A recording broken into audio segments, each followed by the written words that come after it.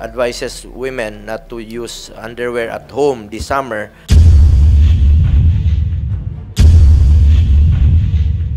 How about men?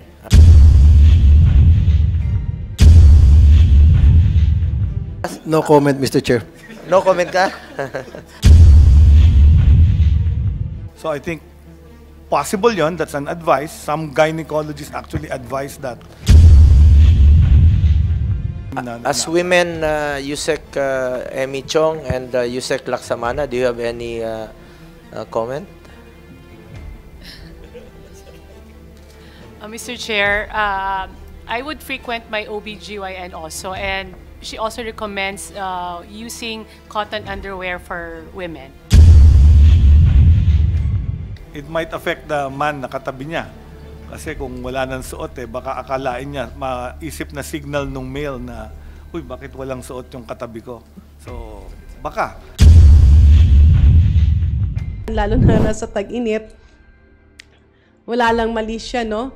Pero kung nasa bahay ka lang naman or matutulog, it's quite advisable na walang underwear pero nakapajama ka naman or naka-shorts. Yung ventilation na yan ay epektibo para mapigilan or hindi na lumala yung fungal infection. Ang mga babae ay prone din sa fungal infection. So hindi yan sexually transmitted disease. Yan ay dala na yung normal flora sa intimate areas, no, sa pubic area, sa perineal area ng babae. Kapag medyo basa, napapawisan at mainit yung panahon, yan ay perfect petri dish para dumami yung ating fungi, yung Candida albicans na nasa balat, ay dadami siya, kaya siya nagiging makaten. Alam niyo, mas interesado ang media dito sa next question ko eh. Ano muna tayo, break tayo konti sa mahabang discussion. May nagpapatanong lang po sa akin, isang media from ABS, si Ma'am Sherian, to Secretary Ted Herbosa, due to high heat index right now, no? 42 sa Metro Manila, 43 pa nga po sa ibang lugar. To Secretary Ted Herbosa at sa lahat ng mga health experts na gustong sumagot dito, even online, kung gusto nyo sagutin ito, baka lang po, ang pinapatanong nila ay ito. May nag-issue kasi ng statement yung former secretary, now Congress woman, na may suggestion lang na advises women not to use underwear at home this summer.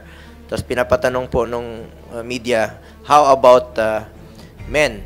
Do you suggest? Any comment on this, Secretary? Pinapatanong, interesado yung media eh. Ayaw mag-comment?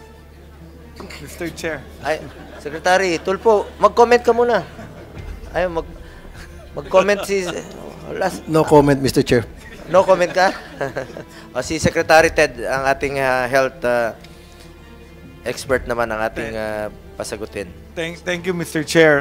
Narinig ko na, napanood ko na yung statement, no, ng ating Congresswoman and former Health Secretary Janet Garin. At alam ko nag-residency siya in obstetrics and gynecology. So, hindi ako nag-residency sa obstetrics and gynecology. So, yung kanyang in-state sa video, itinanong ko po doon sa aming chairperson na obstetrics gynecology sa Philippine General Hospital. Si Dr. Habana yung chair. At ang advice naman niya ang usual advice for women suffering from candidiasis is really to wear cotton underwear is an option. Kung ayaw niyo magkomando, mag-cotton underwear because it also does not trap moisture. Siguro yung pawis during moisture kasi allows the fungal infection to proliferate. So, may basis yun. So, I know there are some po ito OB-GYN sa fungal infection? yeah, related to the fungal infection and the heat. Di ba? Pag mainit, pinapawisan, may moisture dun sa ating private areas of women. So, it can lead to candidiasis or itchiness doon sa kanilang genitalia. So, may basis naman po aside yung from women, hindi magsuot. So, sa men, the same ang advice nyo po sa kanila? More sa women kasi yung pH ng female genital tract iba doon sa male. So sa men, hindi masyadong problema. So I think possible yon, that's an advice. Some gynecologists actually advise that to prevent. Pero siyempre may treatment. Basta na find out that the cause of the vaginal itchiness is due to candida, may treatment naman po for that. May cream na. As women, Yusek Emmy Chong and Yusek Laksamana, do you have any comment? Mr. Chair, I would frequent my OBGYN also, and she also recommends using cotton underwear for women. How about you, Yusek Laksamana? Thank you, Mr. Chair. Aside from the using of cotton underwears, of course, we have feminine wash that will really also prevent development of fungal infections. And do you think would it affect the family planning Secretary Ted? Makaka-apekto ba ito sa family planning since it might affect the man na katabi niya. Kasi kung wala nang suot baka akalain niya, maisip na signal nung male na, uy, bakit walang suot yung katabi ko? So, baka. But it's theoretical po, Mr. Chair, theoretical and anyway, Dr. Mata. Si Dr. Mata, ano yan yan yung doktor na chismoso. Marites.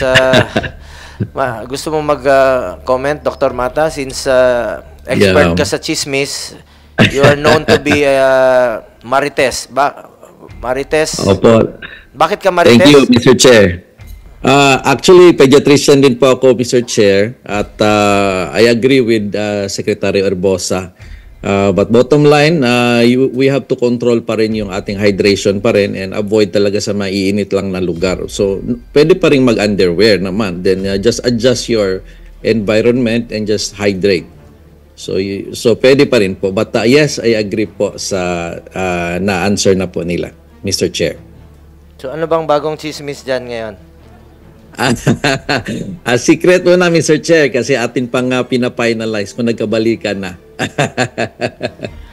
Anyway, going back to DOH, infectious disease cases may rise with El Nino. No? Ano po bang preventive measures ng DOH dito, Sected?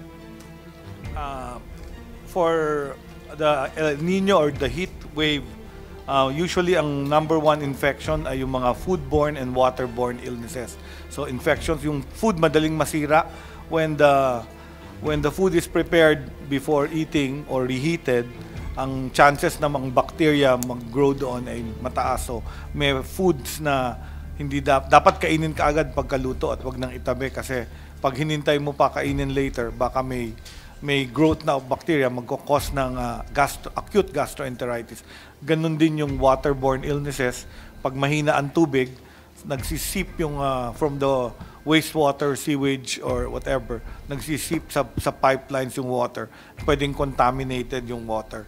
Tapos yung vector-borne illnesses, sabi nila, yung mosquito vector ng dengue, mas nagre-replicate pag mainit ang panahon. So, very important, takpan din yung mga inimbak na tubig kasi kung walang tubig sa El Nino, nag-iimbak sila. Yun yung gustong-gustong itlogan ng mga